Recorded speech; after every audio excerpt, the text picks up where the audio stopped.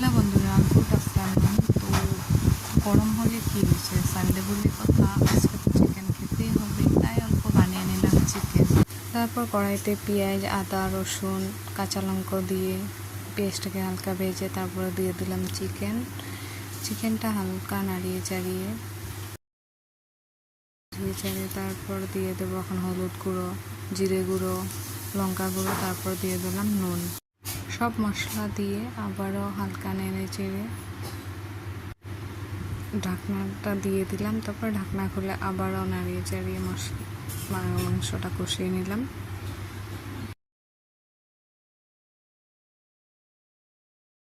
কালারটা দেখো বন্ধু, অনেকই সুন্দর চিকেনটা। তারপর এখন দিয়ে দেবো হালকা জল দিয়ে হালকা নাড়িয়ে চাড়িয়ে তারপর দিয়ে দিলাম গরম মশলা দিয়ে চিকেনটা নামিয়ে নিলাম। তো দেখো গাইস।